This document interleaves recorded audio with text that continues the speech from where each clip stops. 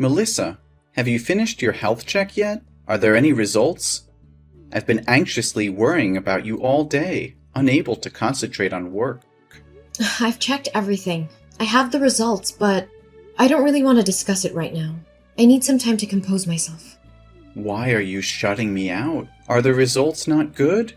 Just tell me, and we'll face it together.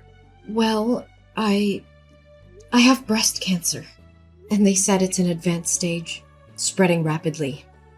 The doctor insisted on immediate hospitalization because it's becoming dangerously life-threatening. Oh my god, how advanced is it? How far has it spread? Can we treat it right away? Will you be okay if you undergo surgery now? Joseph, I'm in complete disarray. The doctor mentioned further tests are necessary to determine my survival rate. If you want to leave now, then go ahead. I'll sign the divorce papers. If you keep hesitating, I fear I won't find the strength to leave you later. What are you saying? Why would I abandon you? Don't tell me it's too late to save you. No, there's still a chance for me. But the treatment could be prolonged and incredibly exhausting, possibly lasting several years with substantial financial costs. I'm just afraid you won't be able to handle the immense pressure and the troubles that may come along. No, sweetheart, don't think so poorly of me.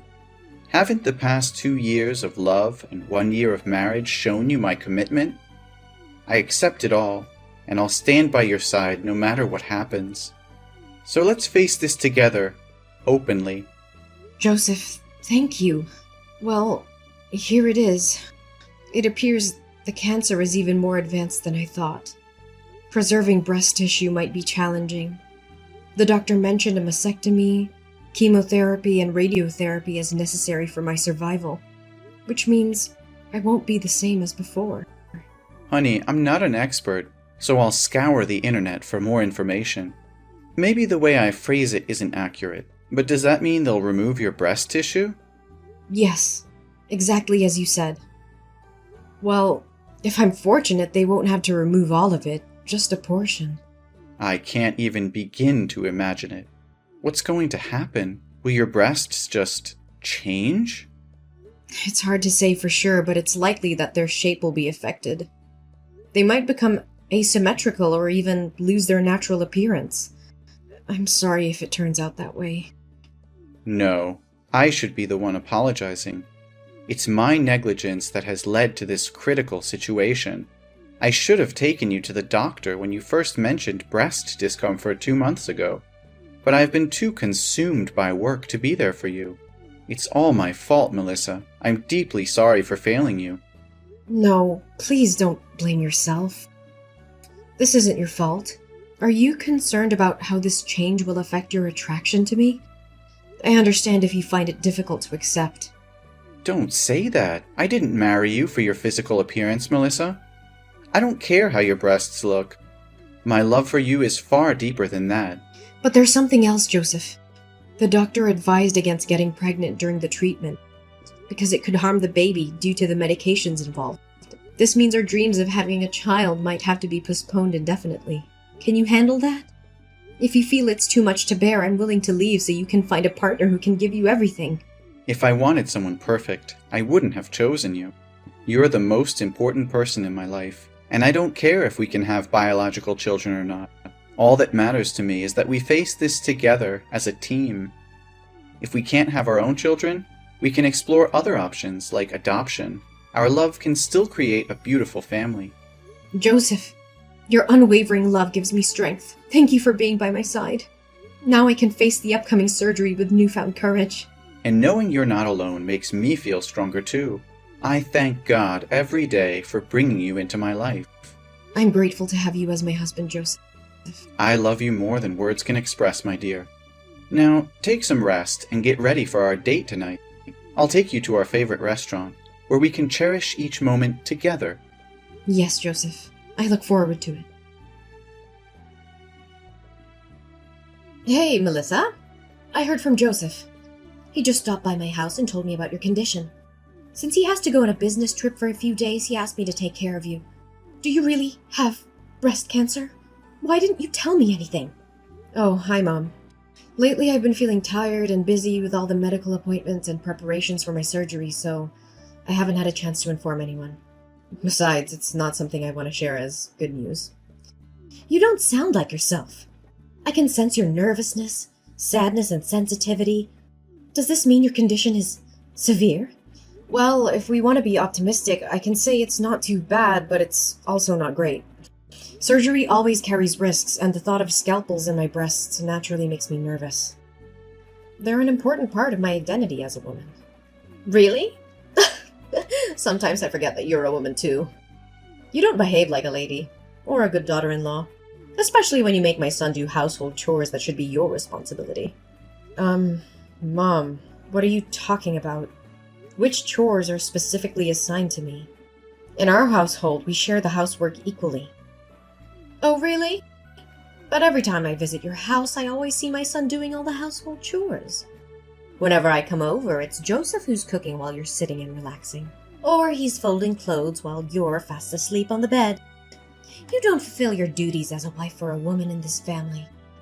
I think if you have surgery to remove your breast, you might as well become a real man. Mom, did you forget that you said you didn't want to eat my cooking anymore? That day I came home from work and rushed to the kitchen to cook dinner. But after you tasted one spoonful, you said the soup was too bland and looked like vomit. To please you, I added salt. But then you said it was as salty as seawater and I ruined the soup. Since then, I have stopped cooking for you. As I said before, both Joseph and I work and we agreed to divide the household chores. Usually I handle laundry, and Joseph takes care of ironing and folding. Sometimes appearances can be deceiving. Those tasks are typically meant for women, but I can't force my husband to do them. My son is exhausted from work, and you still make him do more? Mom, it's because you constantly scrutinize and criticize everything that he and I had to move out and live separately. I'm exhausted and I don't want to continue arguing with you. If you don't have anything else to say, I'll talk to you later. Oh, don't be mad at me. It was just a joke. You shouldn't take it so seriously. But I am genuinely worried about you. Are you referring to the surgery? The doctor has assessed my condition, and the success rate is quite high, so there won't be any major risks to my health. I'll be fine. However, after the surgery, I'll still need to take antibiotics and have regular injections, just to minimize the risk of cancer reoccurring. No, it's not about the surgery. I'm worried about your marriage with my son. You don't have to worry about us, Natalie.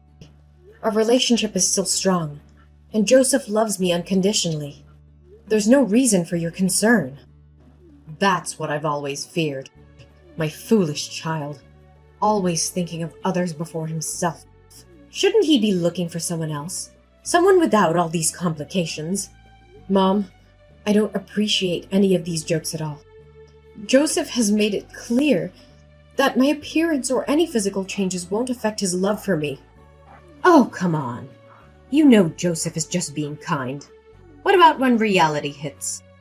After the surgery with your changed appearance, it won't be as appealing, even though I never found you attractive to begin with. And Joseph, attending corporate parties, needing a beautiful companion, will he still be satisfied with you then? I can dress in a way that hides any changes, and I can wear supportive undergarments. It's not something that will be obvious to others.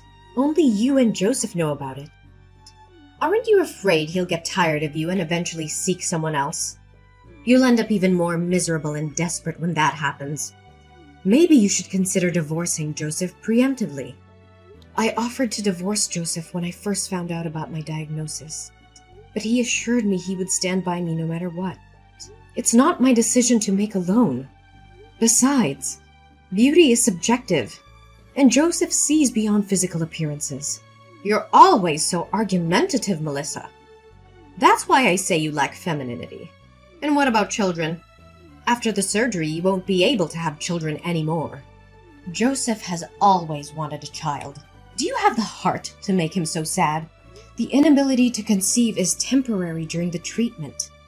We have discussed it, and Joseph is willing to wait.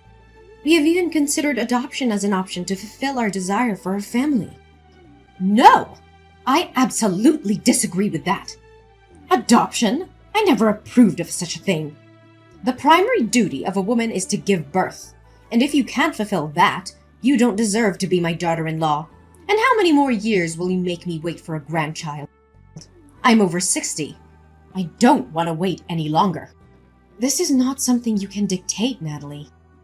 Your reasons for happiness are ridiculous. What is it you really want to say? You are an insufferable daughter-in-law. Don't you understand that you should respect your mother-in-law? Fine. Let's be direct then. I want you to divorce Joseph. I can't accept having a messy, sick, and weird daughter-in-law like you. I believe you're incapable of giving birth to a child for Joseph. And even if you did, I question the child's health. What if they also face the same challenges? Or if they are teased for not having a normal mother? It's selfish of you to only think of yourself. You do realize that breast cancer isn't contagious, right? Besides, I don't want to divorce Joseph. I love him very much, and it seems like Joseph disagrees with your idea as well, doesn't he? If Joseph had agreed, you wouldn't have gone to such great lengths to convince me of anything. I have already introduced Joseph to a friend's daughter. I really like that girl and want her to be my daughter-in-law. But I don't understand what it is about you that Joseph loves so much. So if you want a divorce, go ahead. I won't give you a hard time. No, absolutely not. I think that settles it, doesn't it? Now, I have to go for my hospital visit, so I won't be able to argue with you any longer. Besides, maybe I don't need your care as Joseph asked. I believe I'll be better off without your help. Goodbye. You're so stubborn. We'll see about that. But mark my words, Melissa. One day, Joseph will come to his senses and realize that he deserves better than you. Melissa, I've thought long and hard about this, and I can't continue pretending that everything is fine. The very idea of you going through breast surgery disgusts me to the core. I've tried to sympathize with your situation, but I've found comfort in the arms of another woman. She possesses a beauty and allure that surpasses anything you could ever offer. She is fertile and capable of fulfilling my desire for children. I can no longer bear the weight of your burdens. Divorce is the only path for us now, and I insist that you disappear from my life, taking your illness with you. I am devoid of any care or compassion, and I won't spend a single penny on your behalf. Don't text me back. I don't want to talk with you anymore. Leave my house before I return, for you have never been deserving of my love. Melissa, I've returned from my business trip, and I'm about to step into a taxi to head home. Shall we go out to eat together tonight before your hospital visit tomorrow? I miss you so much. How dare you speak to me as if nothing happened? You think a simple date can erase the hurtful and cruel words you uttered? Do you have any idea how utterly devastated and crushed I felt after reading those messages? Don't worry. I've already packed my things and won't take any of your possessions with me. I'm so sorry, Melissa. You must have been very angry with me because I didn't text you these days, right? But you said I said hurtful or heartless words? I'm a bit confused. What? Don't pretend to know anything. Scroll up and reread those horrible texts you sent me this morning. Do you know how desperate and sad I was after I read those lines? Wait a moment. I genuinely don't understand what you're accusing me of. I haven't sent you any texts in the past few days. I didn't even have my phone with me. Don't play innocent with me. The messages I received came from your number. Are you suggesting someone else used your phone to send those heartless messages? I'm telling you the truth, Melissa. I haven't touched my phone until just now. I had to visit my mother's house briefly before heading to the airport, and I accidentally left my phone there. That's why I couldn't contact you. I only just retrieved it a short while ago. So you expect me to believe that you didn't send those vile messages? Yes, Melissa. I swear on everything that I hold dear. You are my world, and I would never stoop so low as to hurt you in any way, even intentionally. How can I be certain that you're telling the truth? Can I truly trust you after this betrayal? I understand your skepticism, but I assure you I'm being honest. In fact, I had a crucial meeting with a client this morning. If you need proof, you can verify it with my colleague. I even rushed through my work to be home with you earlier. I haven't had a moment's rest since. All right, Joseph. I believe you. I'm sorry for jumping to conclusions earlier. No, I understand why you thought that way. It's understandable since it came from my phone number. But who would do such a thing to make you misunderstand me? Is it possible that someone hacked into my phone just to play this cruel joke on you, knowing about your battle with breast cancer? Hold on a moment. I think I may have an idea who could be behind this. When I initially read the messages, I was overwhelmed with sadness and disappointment, and I didn't take the time to analyze the situation carefully. However, upon rereading them, I noticed some suspicious clues. What? Do you have a suspect in mind? Please tell me. It's all speculative at this point, and nothing is certain. But maybe the truth won't be easy for you. I don't get it. What do you mean? We'll discuss this in more detail once you're home. Mom, let's have a talk. Well, look who's here. How are you holding up? Did the surgery make you even more pathetic? I bet Joseph can't stand the sight of you anymore. It's only a matter of time before he divorces you. No, that's not happening. So spare your concern. Instead of focusing on me, maybe you should take a good hard look at yourself. What are you implying? What's your problem? Oh, don't act innocent. You're the one behind those vile messages from Joseph's phone, aren't you? Oh, those messages. The ones telling you the harsh truth that you'll be nothing but a burden to Joseph after the surgery? Well, whoever sent them, I can't say they're entirely wrong. You've become a liability. And you're deluding yourself if you think otherwise. Joseph has been sacrificing his time and energy, taking care of you day and night at the hospital. Have you ever stopped to think about that? But why should I take the blame for those messages? I understand what you're trying to say, and I'm grateful for everything Joseph has done for me. It's rare to find someone who actually upholds their wedding vows. But let's get back to the point. Did you know that there are advanced software and applications that protect phone data from unauthorized access? What does that have to do with anything? Why are we talking about this now? It has everything to do with this. Joseph left his phone at your house, didn't he? Because of the confidential company information on his phone and the previous security breach? He installed a special security application linked to my phone. So what? I still fail to see your point. Well, this application utilizes facial recognition every time the phone is unlocked. And guess what? The person who sent those messages entered the wrong password repeatedly until they finally entered my wedding date correctly. As a result, the application captured a photo of that person. And you know what's even more interesting? It looks a lot like you, Mom. That means nothing. It's not proof that I sent those messages. I was simply looking for something on Joseph's phone. What's your problem with that?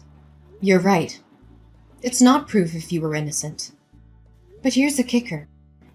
The timing of those messages coincides with the time you were trying to access my husband's phone, Natalie.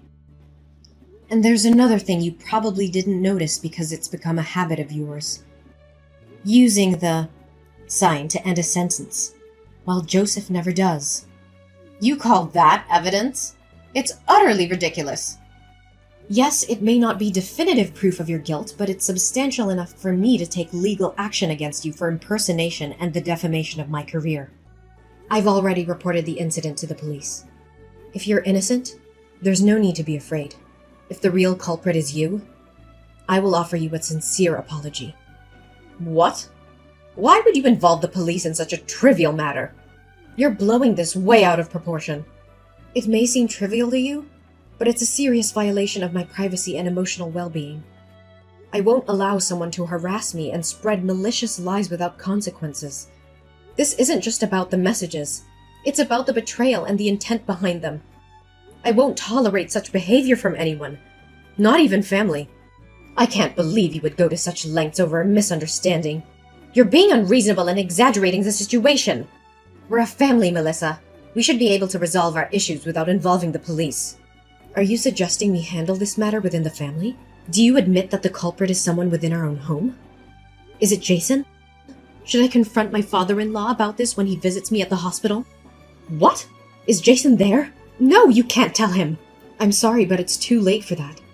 I've already exposed your actions. I told them everything. And you know what? Jason is disgusted by your cruelty and heartlessness. He wants a divorce, Natalie. He no longer wants anything to do with you. And Joseph decided to cut ties with you too. We're no longer a family. Melissa, please, I beg you to help me. I can't bear the thought of losing Joseph and Jason.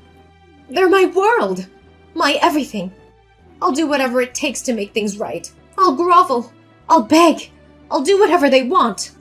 Just please convince them to forgive me. I can't live without them. Natalie, your actions have caused immense pain and shattered the trust that Joseph and Jason had in you. Rebuilding that trust will not be easy, if it is even possible. You must understand the gravity of what you've done. It'll take more than empty promises and desperate pleas to mend the bonds that have been broken. I will do whatever it takes, Melissa.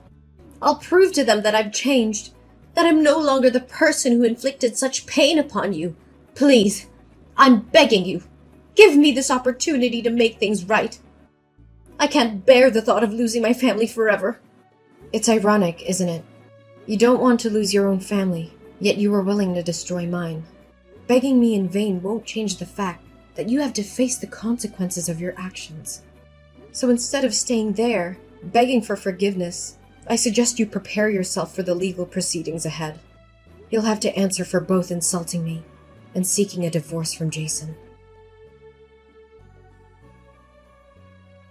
My determination to seek justice prevailed as the legal proceedings unfolded. The court recognized the gravity of Natalie's actions and the immense damage she had caused. Natalie was ordered to pay substantial compensation for her deceitful behavior, a financial burden that would weigh heavily on her for years to come. Furthermore, the truth about Natalie's manipulation and cruelty came to light, leading to a devastating consequence for her marriage. Jason, deeply hurt by her actions and unable to reconcile with the betrayal, made the difficult decision to end their relationship. Natalie found herself facing not only financial ruin, but also the loss of her family. Joseph, too, could no longer bear the weight of Natalie's deception and the pain she had inflicted upon me. He chose to sever all ties with Natalie, recognizing that her actions were irredeemable and incompatible with a healthy, loving relationship. On the other hand, my resilience and unwavering spirit allowed me to overcome the challenges I faced. As a cancer survivor, I found solace in the love and support of Joseph, who stood by my side throughout the tumultuous ordeal. Together, we created a new chapter in our lives, filled with happiness, growth, and a profound appreciation for the bond we share.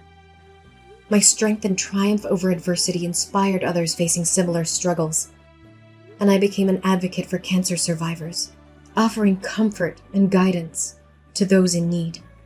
My journey of healing and personal growth served as a beacon of hope for those who face their own battles.